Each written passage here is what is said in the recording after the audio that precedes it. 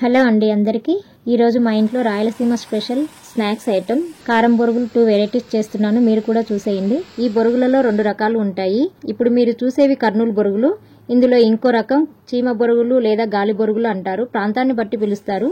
అవి మరొక వీడియోలో చూపిస్తాను. అవి కూడా ఉంటాయి. వాటినైతే కొంచెం వేయించుకుంటారు. కానీ వీటికి అవసరం లేదు. ఎందుకంటే వీటిని వేయిస్తే మెత్తగా అయిపోతాయి. అందుకే వీటిని వేయించకూడదు. ఇప్పుడు నేను చేస్తున్నది వెల్లుల్లి కారం బొరుగులు. ఇప్పుడైతే దీని ప్రాసెస్ చూద్దామండి.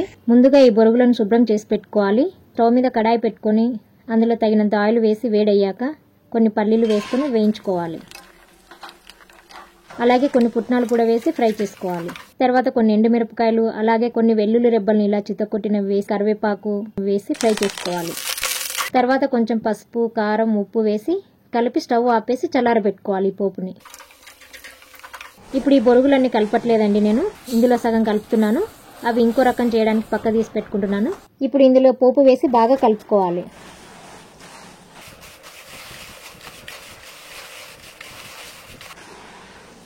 అంతే అండి, రాయలసీమ స్పెషల్ వెల్లుల్లి కారం బొరుగులు రెడీ.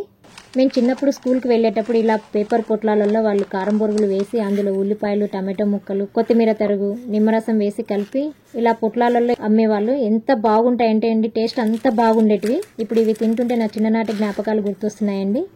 నేను కూడా ఇంట్లో ఎప్పుడు ఇలా చేసిన ప్రతిసారి మా పిల్లలకు కూడా ఇలా పేపర్ పొట్లాలలో వేసి ఇస్తాను. టేస్ట్ చాలా బాగుంటాయి. మీరు కూడా ఒకసారి ట్రై చేసి చూడండి. ఇప్పుడు నెక్స్ట్ వెరైటీ చూద్దామండి. ఇప్పుడు ముందుగా దీనిలకు అల్లము, పచ్చిమిర్చి పేస్ట్ చేసి పెట్టుకోవాలి. తర్వాత స్టవ్ మీద ప్యాన్ పెట్టి కొంచెం నూనె వేసి వేడయ్యాక కొన్ని పల్లీలు, పుట్నాలు వేసి ఫ్రై చేసుకోవాలి. తర్వాత కరివేపాకు, ఎండుమిరపకాయలు వేసి కలిపి ఇప్పుడు అల్లం, పచ్చిమిర్చి పేస్ట్ వేసి కలిపి పసుపు వేసి కలుపుకొని స్టవ్ ఆపేసుకొని ఈ పోపు చల్లారబెట్టుకోవాలి. ఇప్పుడు ఈ బొరుగులలో ఈ పోపును వేసి కొంచెం ఉప్పు వేసి అన్నీ ఇలా బాగా కలుపుకోవాలి. ఇక్కడ ఒక విషయం గుర్తుపెట్టుకోండి, ఈ బొరుగులు ఉప్పు బొరుగులు కాబట్టి ఉప్పు తక్కువగా వేసుకోవాలి. చూసారుగా ఇవి ఎల్లో గ్రీన్ కలర్లో చాలా బాగున్నాయి కదండి. చూడడానికి టేస్ట్ కూడా అలాగే ఉంటాయండి. చాలా బాగుంటాయి టేస్ట్. ఇందులో మనం పచ్చిమిర్చి, అల్లం వేసాం కాబట్టి అల్లం ఫ్లేవర్ బాగా వస్తుందండి. ఇందులో టేస్ట్ చాలా బాగుంటాయి. మీరు కూడా ఒకసారి ట్రై చేసి చూడండి.